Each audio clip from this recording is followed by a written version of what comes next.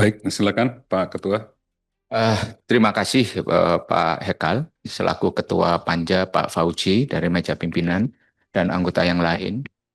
Yang saya hormati para narasumber, ada beberapa ruang diskusi sih Pak. Sebenarnya kita ingin diskusi Pak. Dengan Pak Oce Madril, saya ingin mendiskusikan tentang satu hal yang sangat serius Pak. Sekarang kita telah memutuskan Indonesia ini menggunakan KUHP yang baru, di mana prinsip di dalam KUHP yang baru itu adalah restoratif justice. Nah, langkah-langkah pendekatan hukum yang lebih humanis yang seperti ini menjadi salah satu langkah yang dikedepankan ke depan. Karena KUHP yang lama itu adalah KUHP warisan kolonialisme, di mana pendekatannya adalah pendekatan kekuasaan, pendekatan kewenangan. Jadi kalau pendekatan kemanusiaan itu kan lebih kepada pendekatan yang sifatnya apa ya, belum proses hukum lah itu. Proses hukum tapi belum kepada sebuah penindakan yang sifatnya eksesif. Dan lah, ketika sektor keuangan ini adalah menjadi sebuah sektor yang sangat rigid aturannya, Pak.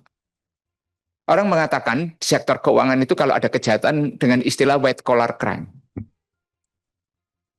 White collar crime. White collar crime itu adalah tingkat kejahatan yang dilakukan orang dengan metode khusus, ketentuan khusus, dan pelanggaran aturannya. Nah, dengan tingkat kejahatan yang kemudian sangat canggih, sophisticated, dan sebagainya seperti ini, terus kemudian menggunakan restoratif justice, ini kan juga perlu pintu masuk yang sebelum kita hadapkan pada persoalan teknisnya, siapa penyidik dan sebagainya. Tapi ini kan bicara filosofinya dulu. Kita bicara filosofinya. Nah, ini yang harus kita berikan penguatan. Ketika kita mengadopsi restoratif justice, dengan kemudian kita masukkan kepada industri yang secara sektoral, typically kejahatannya, jenis kejahatannya itu white collar crime, ya kan? Terus kita ada urusan secara struktural kelembagaan. Bagaimana penyidikan seperti ini? Di mana white collar crime itu kenapa sampai ada istilah PPNS dan kemudian penyidik-penyidik yang sifatnya khusus, karena apa? Kekhususan itu butuh keahlian tersendiri, kemudian mendefinisikan yang namanya sebuah pelanggaran, kemudian pelanggaran itu didefinisikan sebagai sebuah tindakan pidana, itu kan bukan sebuah sekedar terminologi, tapi menjadi sebuah terminologi termasuk kepada delik-delik hukumnya. Itu. Nah, inilah kalau menurut saya yang harus kita rangkai menjadi sebuah satu kesatuan norma hukum. Itu. Norma hukum. Karena apa? Kita menentukan norma tanpa memahami filosofi hukumnya dan kemudian kita gagal menentukan tipikal dari industri itu seperti apa, kita akan nggak ketemu nanti. Nah, ini kalau menurut saya ini kan kita harus memperjelas ini, Pak. Nah, saya juga akan menguatkan apa yang disampaikan oleh Pak Marwan tadi soal satu hal bahwa pengambil kebijakan di sektor keuangan itu kan bukan sebuah kebijakan yang mudah untuk diambil. Pak Marwan tadi malah memberikan analogi yang sangat ekstrim, selisih 0, sekian aja itu memberikan dampak yang sangat signifikan kepada masyarakat. Contohnya pertumbuhan, contohnya tingkat bunga dan sebagainya. Lah, kemudian benturan kepentingan itu kan selalu ada.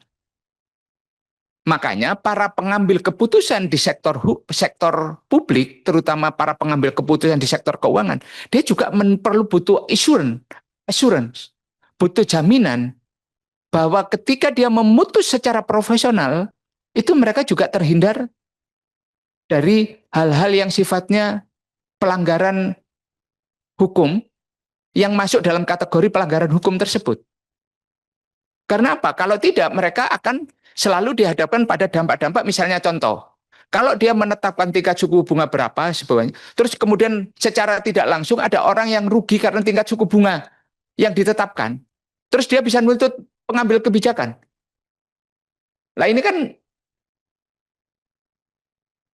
itu kebijakan makronya di mana, kemudian ada orang secara real kemudian mengalami dampak. Misalnya seorang pengambil kredit, ketika kredit dinaikkan, terus perbankan menaikkan kredit, misalnya di bank sentral, kemudian bunga acuan dinaikkan, kemudian sektor realnya mengalami tekanan, bunga harus dinaikkan, terus ada perusahaan yang bangkrut, dan kemudian asetnya diambil. Atau bahkan dia melakukan kejahatan disebabkan oleh situasi itu. Kan nggak bisa. Lah, hal-hal yang seperti ini tentunya harus kita berikan penguatan. Berikan penguatan bahwa dari sisi kebijakan, orang harus diberikan sebuah ruang yang spesius, yang cukup, ya kan, yang longgar untuk bahwa kebijakan itu tidak bisa dipidanakan.